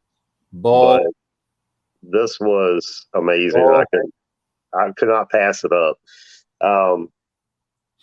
Original Star Wars VHS first run came out in 1982 was when they first started doing VHS for this particular movie. So this is the first run. They all have individual serial numbers on the inside. So if the case matches the serial number to the VHS, of course, it drives the price up and all that. But this is the UK edition. This is not the actual US edition, but there's different versions of this. I started doing some studying up on it when I found this up in his attic. But the thing is like perfect. It looks like nobody's ever even played it, but they had this thing back in the day. It was 20th Century Fox Video Rental Library. And I mean, this was for home use, or a lot of times you see some stuff we used to see back in the day in the libraries, Billy, where you go to the library. Do you remember that? And rent videos, take home and watch? I remember My that. question is, it is a UK version? Yes. Is it dubbed? I don't know. That's the thing. If I had a VHS player that worked, I would watch it. I just want to see Princess Leia come in. Hello, Governor. Hello, Governor. Yeah, that'd be fantastic. So, Darth Vader strikes Obi-Wan down and says, "Terribly sorry." Terribly sorry, sir. Would you like some tea and biscuits? By the way, Ricky, the joke went over your head. It really did. And then I finally got it, and I was just like, I'm just going to play it off because I don't want people thinking I'm a freaking idiot. I love you, man. Yeah, I love you too. But hey, so also earlier in the week, everybody had one of these when they were a kid. You remember having your childhood toy box when you were a kid? You know, everybody had some various different types of toy box, whether it be like, you know, big metal one or whatever. Well, I still have mine from when I was a kid. I called mine the floor. The floor, yeah. Well, I held on to mine for up until now. Like I still have it. I actually just got rid of it this week. I took everything that was in it. I went through it and I boxed up some of it. Some of it I kept out for display purposes. Before you show anything, I want you to know you're an adult with your adult toys. Again, somewhat family friendly here. Okay, proceed. Whatever. Anywho, this is one of the things when Billy pulled up his Kroll comic. I found this in my magazine. This is the actual magazine from them. It came out before the comic adaptation did, the one that Billy picked up. I still have this from when I was a kid. So I was like, I had to show that off. I thought Billy would appreciate that. That is amazing. It was such an underrated movie. Like, nobody talks about this movie, but you know, like the thing that he threw around, doesn't it look so much like the Jeepers Creepers throwing star thing? Yeah, from the movie. That weapon fascinated me. Me too, because I was like, I wanted to have one of those, but I knew it would have probably I'd throw it and it would come back to me and shunk me right in the head. Like I knew I'd never be able to catch it. You know what I mean? Stay away from boomerangs, man. Exactly. Yeah. So I just had to throw that in there. I thought it was pretty awesome. I've been through that toy box a couple times in the last 4 or 5 years, and I find something new in it that I've forgotten about every time. So finally, I sat down one day last week or beginning of this week and really dug through it, separated stuff out, decided what I was keeping, what I wasn't. Because it had more than just toys in it. It had stuff from high school in there too, like some of my drafting equipment and stuff like that. But that's pretty awesome. I love Bruce Lee. He didn't need no throwing stars, man. Yeah. What I love magazines and stuff like that, no lie, is there's so much discovery there. You know, you talk about like stuff that you remember, and then there's stuff that, but you know, I think the magazines, obviously late 70s, early 80s, were a little bit before us, for the most part.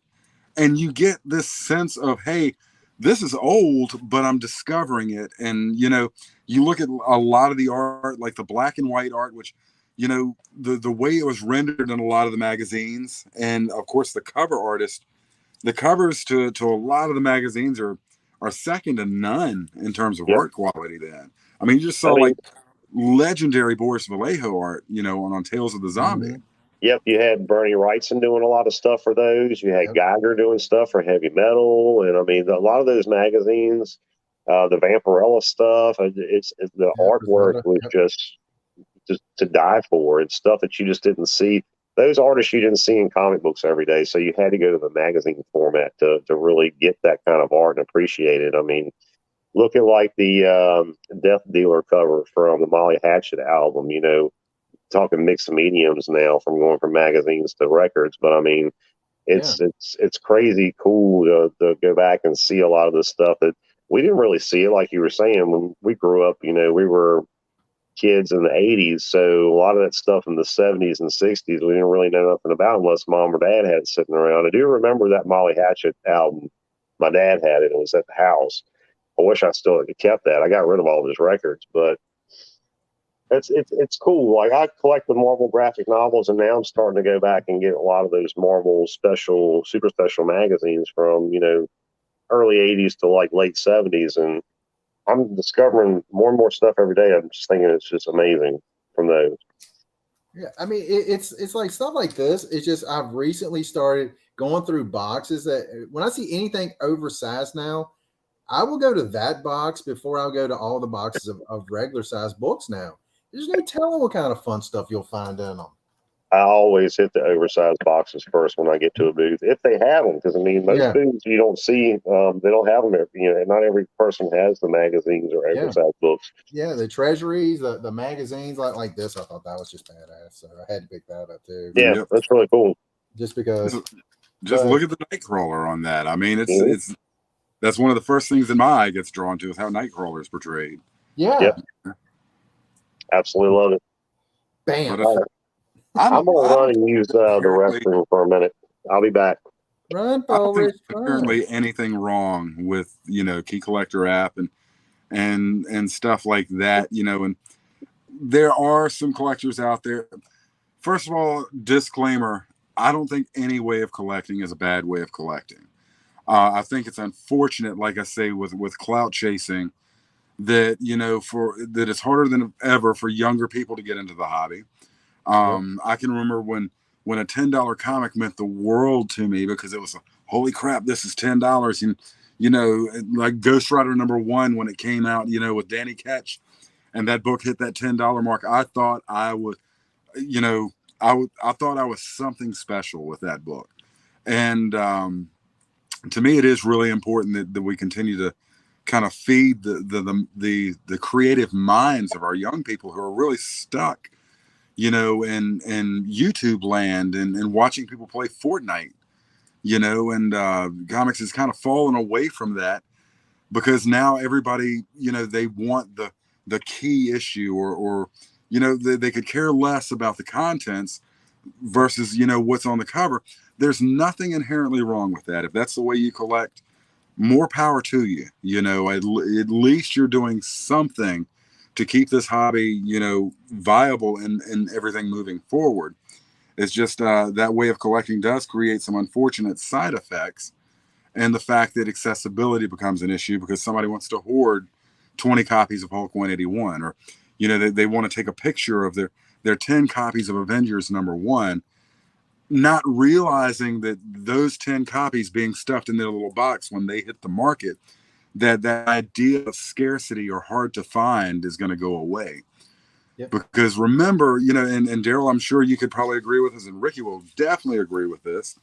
Going to New Quest Comics, man, I never thought I'd see a copy of Avengers 4, because Danny had people already lined up to buy that book if that book ever happened to show up in his shop. These books were unicorns to us.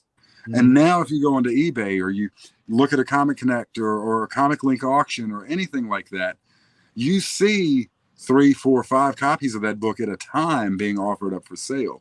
Don't let your mind carry you to this place of anything that is impossible to find. There are certain things that are like your Chamber of Chills covers and stuff like that. There are some books with genuine scarcity. If you go back into McCarthyism and when like the book burnings were happening, there were Boy Scouts, going on newspaper drives during World War II to make sure that, they had for the war effort. You go back to that stuff. There are a couple comics out there that only 1 or 2 are known to exist, but avoid falling into this collector's plates tragedy that's occurring right now with these junk convention special editions, one of 750 and stuff. There's collector's plates that only 500 of them were made, but there might be 10 people out there that actually want it. Yeah. That just because something says it's scarce or it's designed to be collectible doesn't make that necessarily the case. So if anybody were to have any advice of anything that I've got to tell them, careful of falling into that trap of, hey, this is scarce because we made it to be scarce. if nobody wants it, you don't have any inherent value in it at all. Yep. That's 100% true. It's something that I've agreed with for a long time. It's supply and demand. Just because, like you're saying, just because something has 500 made doesn't mean there's 500 people that want them. So yeah, that's pretty much, that's my take on it. I mean, agree, you're talking about X-Men 4. It still blows my mind on X-Men 4 going up, because to me that is still a dollar bin book 3 years ago. Don't let your mind play tricks on you, though, because look at what that book has going for it. Yeah. It's a pretty popular villain. Yeah. It's a beautiful Jim Lee cover. Yep. Why can't that book be a $20 book just based on eye appeal? And the reason is, for me, and I fully admit that I am like Arthur Fonzarelli.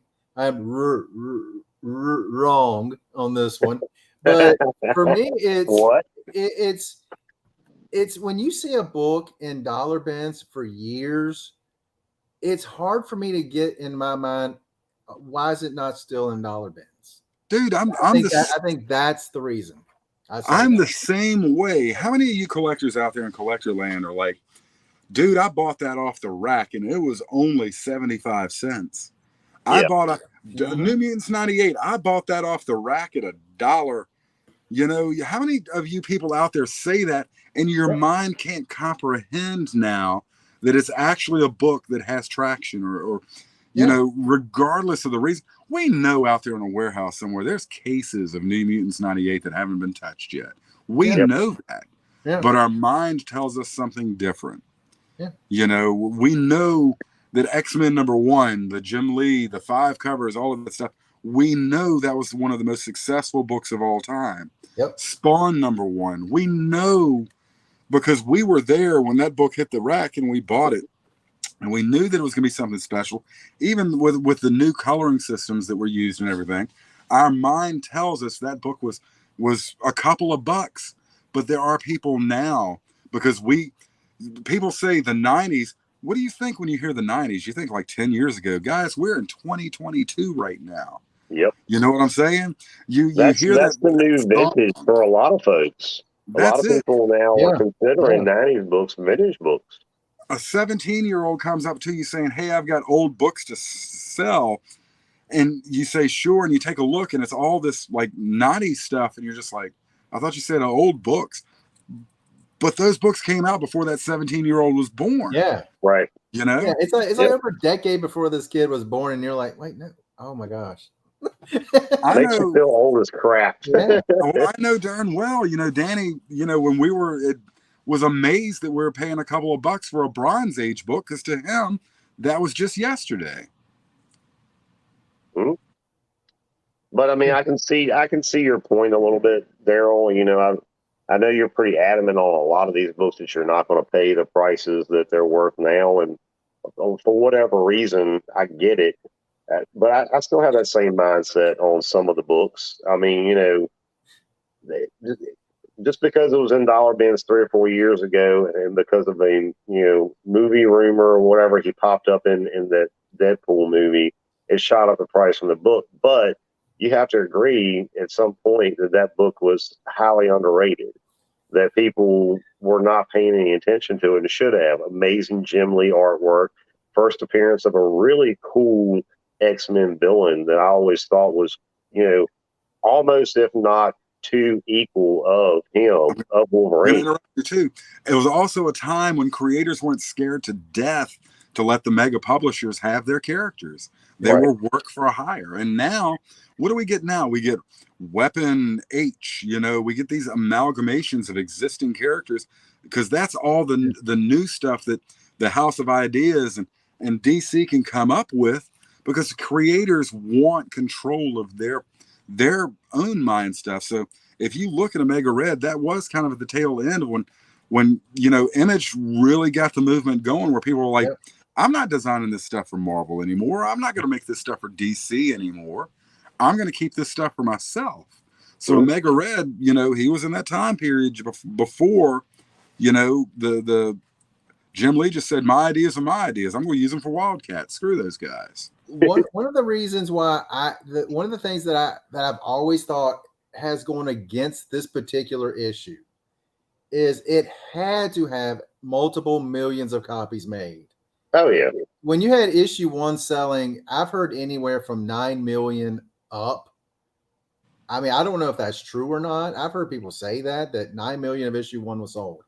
Probably true. But no one can tell me by the time issue 4 come around, there was less than a minimum of 1 million of those issues out there printed.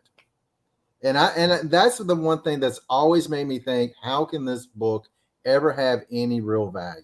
That's my only issue with that. But as far as, again, Jim Lee art, first appearance of a great character, X-Men, I get that part of it. It's just that when I think supply and demand, I think, how can demand exceed that kind of a supply? I'll go back to Mutants 98, man. I pay every time I buy that book, it is always for resale. You know, of course, I'm just kind of doing the convention stuff. It is always for resale because I don't care about the book. I don't care about the character. I enjoy the movies. So, you know, I'll pick a copy of that book up and I will pay, you know, $150 for it. I'll put $250 on it. You know, the last copy I had, $250. I sold it up in Dayton. It lasted on my rack all of an hour before somebody bought it. You know, it would have been, if they graded it, probably would have been about a 7, but it lasted an hour. And I kick and scream every time I shell out money for that book, but it sells like just like that. Yeah. You know, and I pay up for it because it's one of those books where, you know, hell, the way I sell, if I make $20 off of a $300 book, I'm a happy dude because I don't depend on it for my livelihood. I want books in the hands of people that want books. You know, and Puff, you know, Puff, you made a great comment about the West Coast Avengers issue, the White Vision, which I thought that was a cool book for a long time. I love West Coast Avengers. Yeah, that was one when I was in elementary school. I was always told, hey, you want early editions of everything. That's what my dad said. You know, not my father, but you know, the friends of mine that were starting to poke around in that comic book world.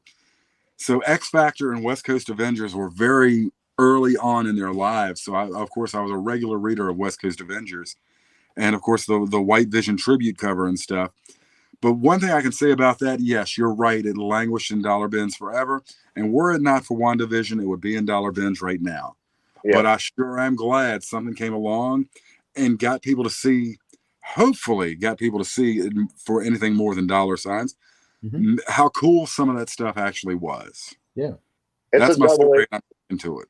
It's a double-edged sword for me, so I can see it from both sides. I can see it from a Daryl point of view where he's just like, you know, I'm not paying this much for this book because I've been finding it for years in dollar bins. But I've never been one of those that really liked the idea that comic book movies and television shows drive prices for comics these days, because it's never been like that up until like the last 10 years or so. But at the same time, I understand it and I get it because I'm actually kind of glad it happens, because I am seeing posts of young collectors, 17, 18, 19 years old, that knew nothing of these books or these characters before the show. Yeah. And the show introduced them to these characters, and they were just like, hey, I want to go get Vision's first appearance, you know, or I want to get, you know, the White Vision's first appearance in West Coast Avengers because it was on the show. I want to read it and see what it's all about and compare it to the show. You basically have gotten somebody into the hobby and loving a book that, Billy, you loved and bought off the newsstand from the get-go. That might not have happened if that show hadn't come along and did it. So I get it and I understand it from both sides. I'm just kind of somewhere in the middle. Like, I hate that prices have grown up on a lot of these books too, that, you know, I kind of slept on, but that's my fault. Like, you know, I shouldn't have slept on the books as long as I have. Getting back to Daryl's point of like how overproduced these books were back in the 80s and 90s, there were like thousands and thousands and thousands of copies of these books made. But look at Hulk 181. How many copies of that book has been made when it was released? How many are still out there floating around, sitting in a somebody's storage unit or in a, you know, tote somewhere on the bottom of the tote? They're out there. They're available. You can find them if you really hunt and you really look. But that's a big money book because it's Wolverine's first appearance. It's, you know, it's not the same. Omega Red is not the same caliber, in my opinion, of Wolverine's first appearance. But all of this stuff that we're talking about has had, huge amount of printing. So when it comes down to it, at the end of the day, it's all about what somebody's going to pay for it. Yeah. That's what's driving it, is the demand, and a lot of that demand is driven these days from the comic books and movies and television shows. And it's like, why not? If you can get a tenth or 20% of the population that's buying that book now because of these movies or television shows, if you could actually just get them interested in that character and want them to branch out and buy more books about that character, why not? Now, I'm totally guilty of what you're talking about. Yep. But you know what? That book was freaking awesome. Whether it's $10 or $50, that book is a quality read. There's another book out there, if they ever do a movie up, don't sleep on Bitch Planet. That was at least the first few issues, because I did kind of tail off. I heard it was really good. But it's I understand the frustration with the FOMO spec crowd, all of that stuff. I understand the frustration with that, but it is Mark for Mylar, no doubt about it. But every book looked better. That's it. I mean, it's beer goggles for comics, guys. that 10 you read today, you take the Mylar off, and it's a 2 all day, But I tell you one thing, I think exposure is always a good. My son-in-law today, was like, man, we watched She-Hulk last night. Have you seen it yet? And I'm like, I could get around to it. Daredevil's going to pop up. He got really excited about that. And then he was like, do you have any She-Hulk comics? And I said, to be honest, son-in-law, I've sold pretty much everything that I can sell right now, because I need to catch it on its way up. Right. Because it will come back down. And when it comes back down, I can get it again. It's like, go ahead and move it on the way up. Buy it again. If it's something that, the characters never really, I love the Incredible Hulk. What kid didn't stand there and go, roar, when there was a kid? What kid didn't do that? Or try to bust out of your shoes like the show, with Lou Ferrigno. Yes. That, that's the whole thing. And it does suck that something, I think, Daryl, you mentioned, I passed it over in dollar boxes all the time. It sucks when something reminds you, oh yeah, I forget, I've been kind of neglecting that. I should have done it now, or then, and now it feels like I can't do it because I really don't want to put $20 into what my mind has me thinking is a $1 book. Yeah. I could have got a Hulk 181 for, $1,000, like a really high grade copy for $1,000 10 years ago.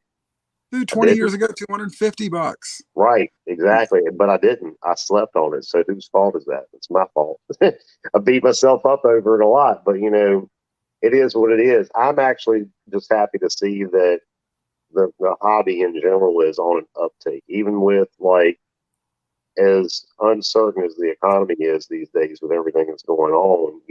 Even going to these shows I've been to with you guys here recently, people are still spending money on this stuff. I mean, of course, but people are still spending money pretty strong on it. And me and Daryl were talking about this, I don't know, about 6 months ago or so, but he was foreseeing the fall of the whole hobby at one point, within the next couple of years, and looking more to the 90s, when the glut happened and everything basically became freaking worthless at one point. He was talking about seeing that happening within the next couple of years. And I honestly have to say, I don't see it happening the way things are going with it right now. Yes, some price corrections starting to happen. Some prices are starting to go down on a lot of books. But it needs to happen. There needs to be a correction on some of these books. I want this understood when I say that. I am not for one second saying that your real keys to me, X-Men 1, GSX, First Wolverine, stuff like that. That to me stuff is not going to, that's not going to tank. I'm talking about your lower level stuff. I'm talking about that is what is going to start slowly creeping down. And if it gets to a point, and then the people that are just people in it for investing, that money will go somewhere else. That's what I'm saying.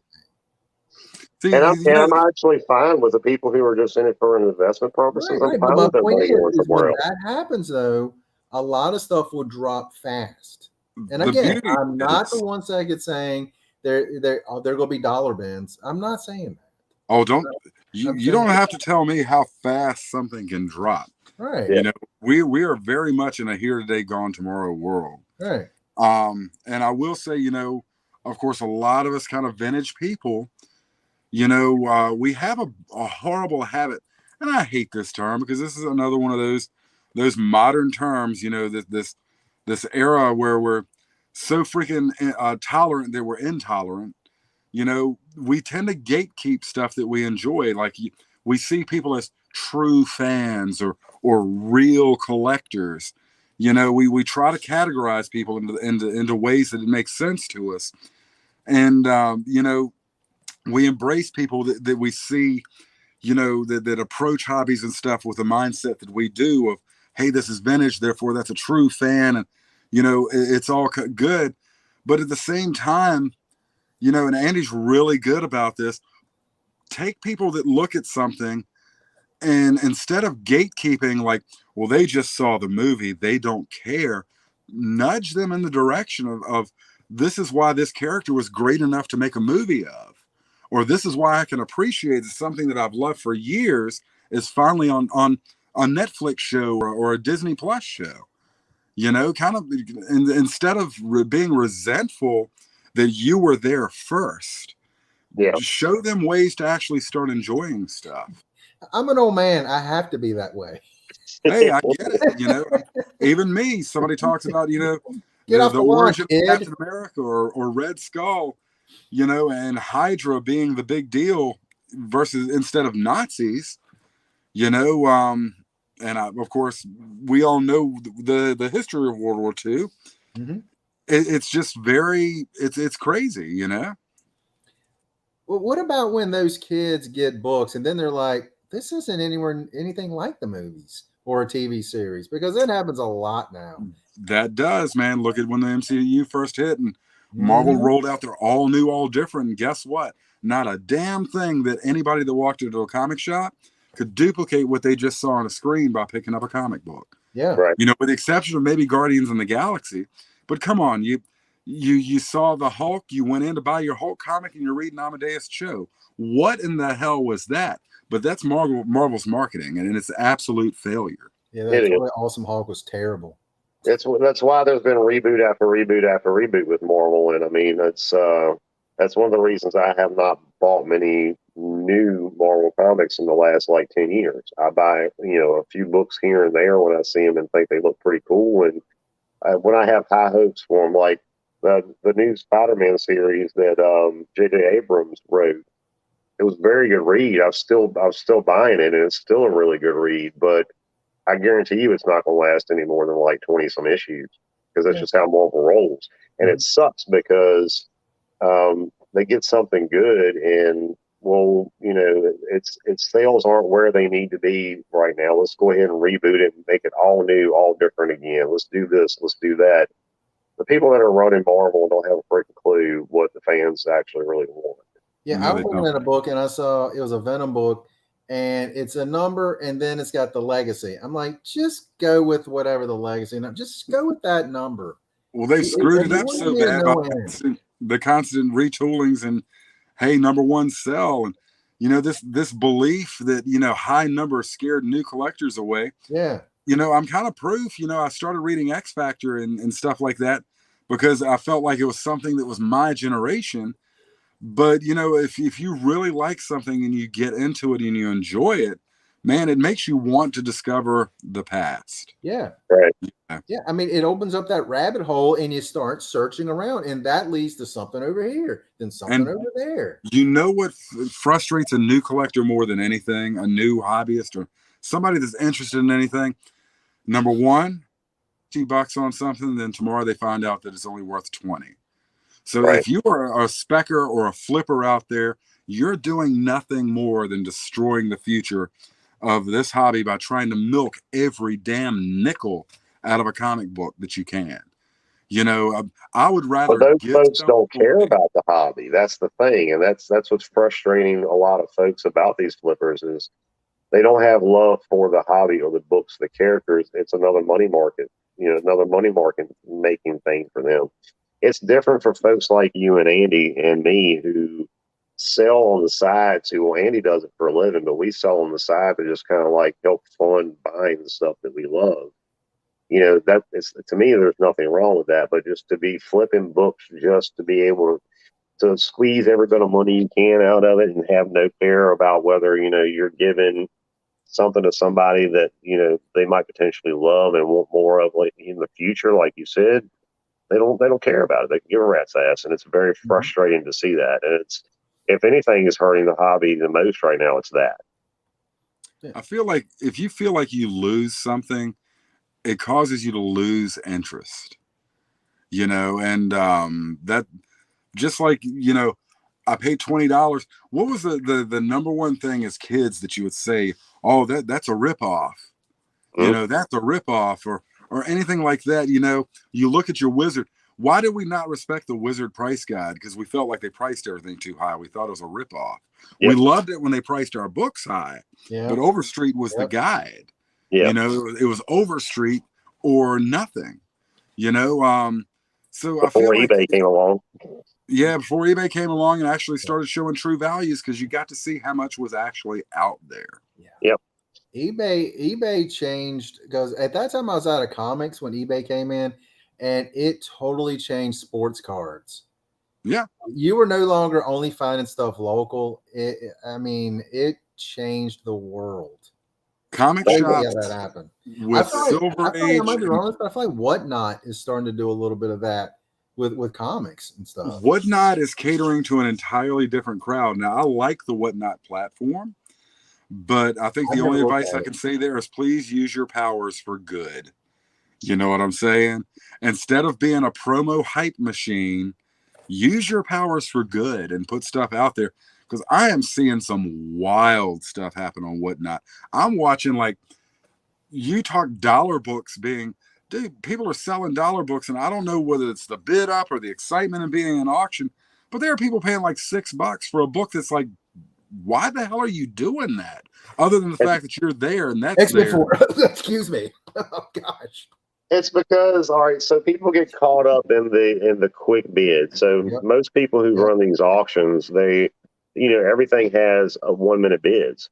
So when it gets to that minute, like if you start throwing more bids in, it ups it by like 10 more seconds, or it ups it by like 20 more seconds. And it'll do that as long as people keep bidding. But people see a book and they get that fear of, oh, shoot, I really want that. I like that. I need to go ahead and bid on it, or I'm not going to be able to find it again. Well, of course you are. You can go on eBay and find it all day long.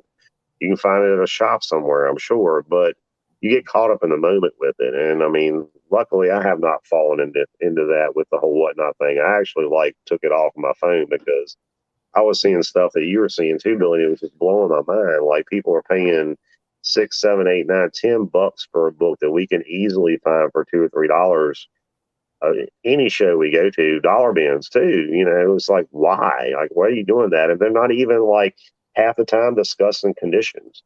They're throwing a book up there and saying, "Oh man, this is a beautiful book. Boy, it started at $1. Go, folks, go!" And before you know it, everybody's like, "Oh crap, I'm scrambling. I got to get this book." I'll tell you. Okay, this is what everybody needs to understand about auctions and stuff. Again, you've got Comic Link, you've got Heritage, you've got some of the Whatnot stuff going on, you've got eBay.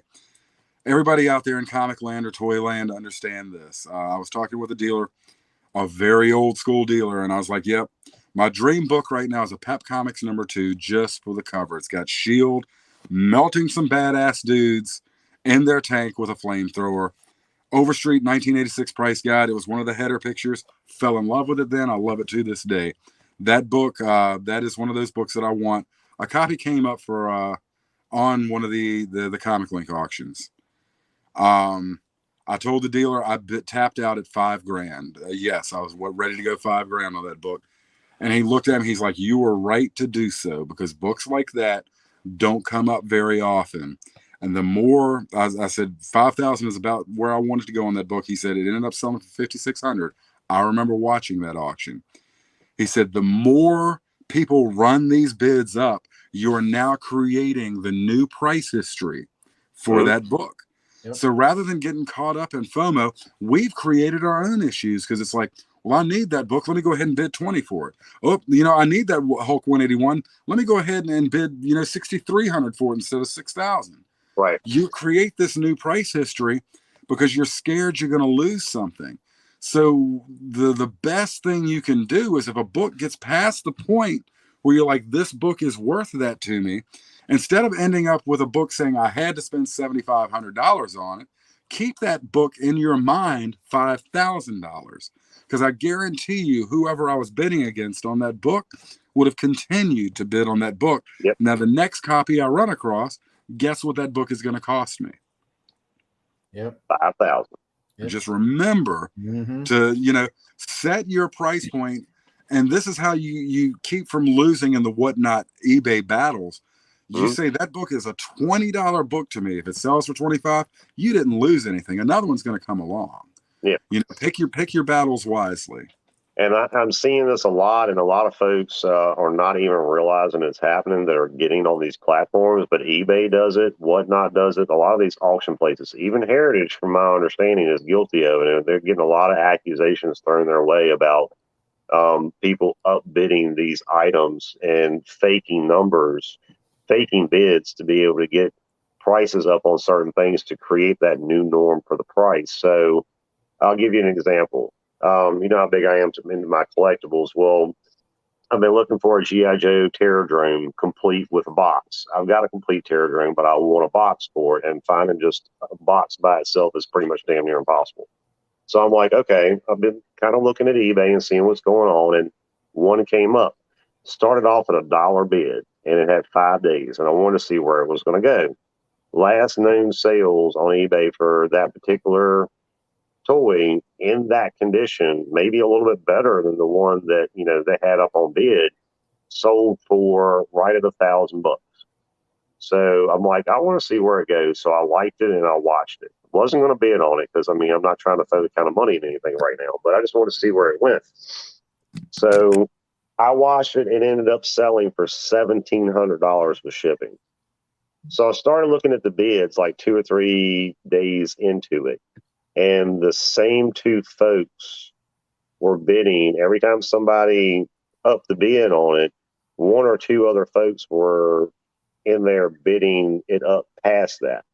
And you can see bidder description, but you don't know who it is. You see like the first couple letters and then the last couple letters, and they X out the rest of it. Yep.